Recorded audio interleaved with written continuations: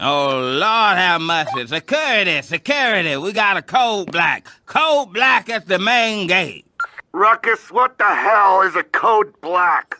This is Uncle Ruckus. For those who don't know, Uncle Ruckus is a supporting character on the Boondocks. Originally a comic strip by Aaron McGruder, the Boondocks is a popular animated series that aired on Adult Swim from 2005 to 2014. The show is about the Freeman family, a black family living in the predominantly white suburb of Woodcrest, and it's supposed to get an arrival that can come out anytime soon.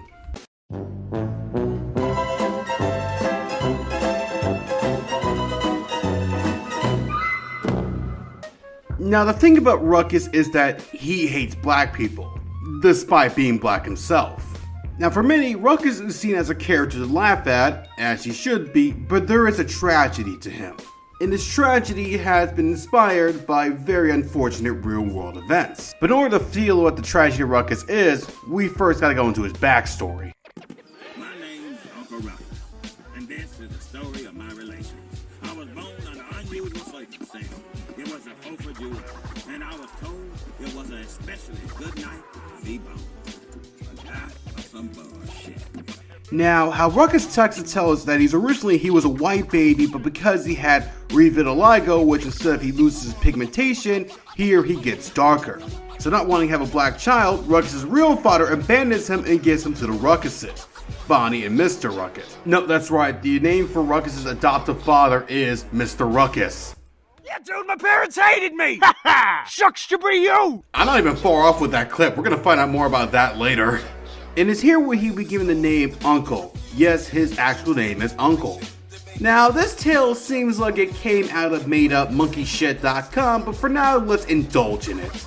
So Uncle will be raised by the Ruckuses along with his younger brothers, Darrell and Darrell. And let's just say his childhood was a horrible one. Here he will be physically and mentally abused by Mr. in a sad, albeit comical manner. Did you just break that vase?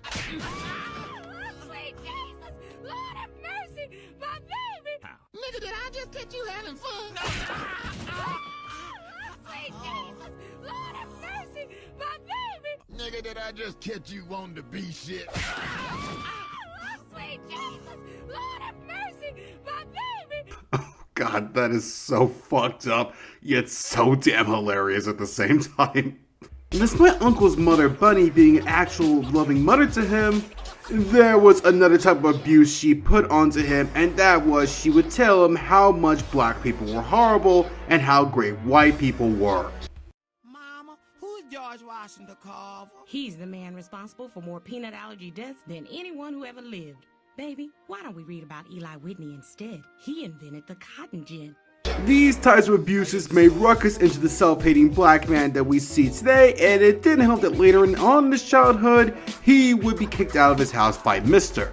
And thus, Ruckus will grow to become an agitator against the improvement of black people. Whether it's attempting to throw a brick at Dr. Martin Luther King Jr., saying a blind man was guilty without evidence, or riling up a white mob against the Freedom Riders.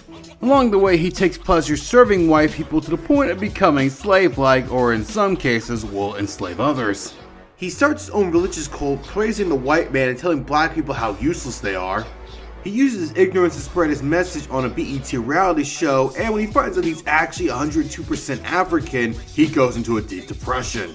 And in the 4th season and the supposed cancelled reboot, he becomes a politician to drive the anger of white Republican voters. But black people aren't the only ones Ruckus hates. He has a hatred for other marginalized groups as well. He has shown hatred for Mexicans, the Chinese, Muslims, and even the LGBT community. But he is accepting of the mentally disabled, so I guess there's one good thing there. Ruckus represents a subservience to the white supremacist power structure. As long as you're white and straight, you're fine, but anyone else can piss off. Ironically, despite hating black people, he has a somewhat friendly relationship with Robert Freeman and Tom Dubois, who are also black. For Tom, it's mainly due to his light skin and being married to a white woman, so much so that he's actually even nice to Tom's biracial daughter, Jasmine. Now, most racists will be against this, but I'm guessing he made an exception to this one. As for Robert, I don't even know why these two are even friends, they're mostly at odds with each other. After many decades, Ruckus is reunited with his family, and we finally get more insight on his past. So Uncle is not really a white baby with vitiligo. Shocking, I know. The reason why Ruckus' father hated him is because he blames him for ruining his life.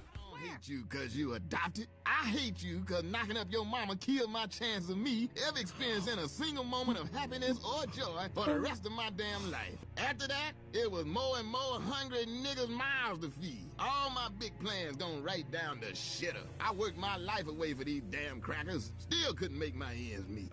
We then realized that Mr. is also a victim of abuse as well. Mr. faced extreme racism when working for white folks that it let a toll on him, in a rather tragic, albeit comedic way. They would just abuse him for no reason. Good job, boy. Yeah. This will never not be funny. Not only that, but Mr. would also face abuse from his mother Nellie, who would belittle Mr. every chance she got.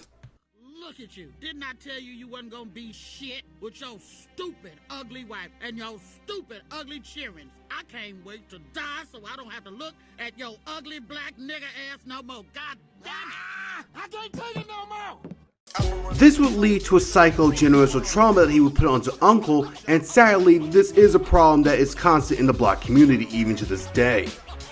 Due to the centuries of slavery, segregation, and colonialism, being told that you're nothing, it leads to abuse and self-hatred that can soon be passed down to the children and onto their children as well.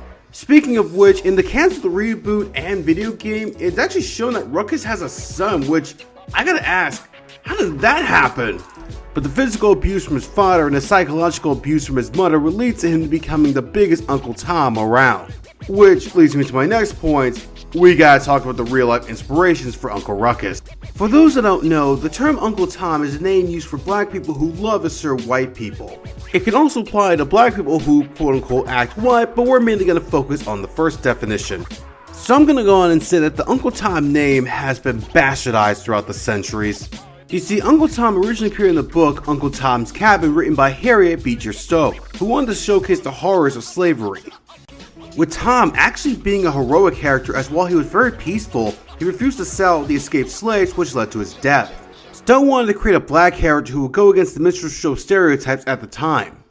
So you may be asking, how did Uncle Tom become the most despised character to the point his name has become a pejorative? So remember when I said Stowe wanted to avoid any minstrel show stereotypes of the character? Well, when Uncle Tom's Cabin was adapted in stage plays and later movies, they would make Uncle Tom into a subservient house slave that many would know him as.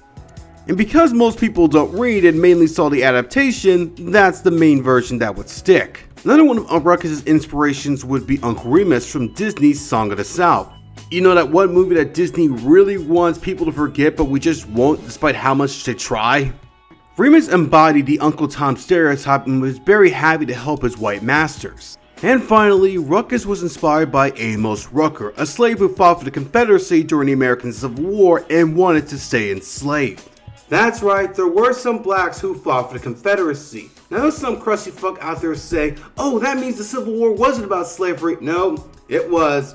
It's just that sometimes people have a bad habit of fighting against their best interest.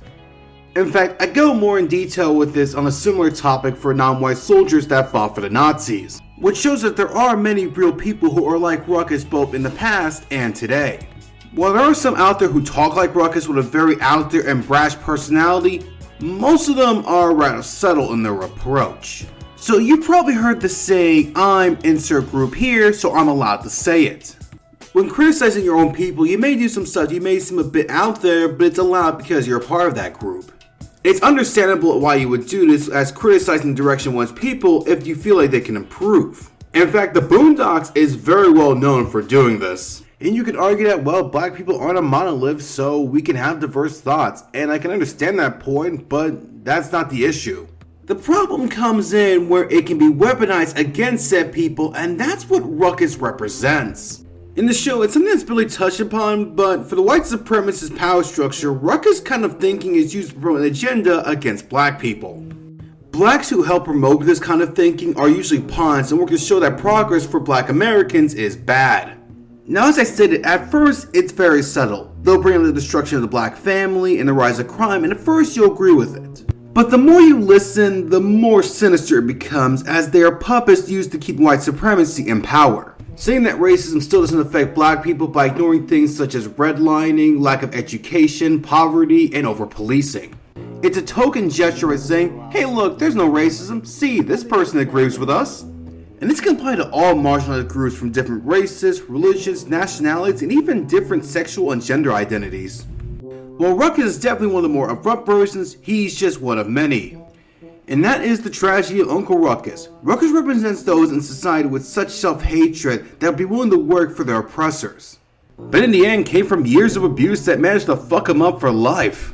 Now, I'm not saying you can't laugh at Ruckus anymore, far from it, this guy deserves to be ridiculed. Still, despite the fact he is a character who says horrible things, you can't deny that there is a tragedy to him that sadly represents a lot of people.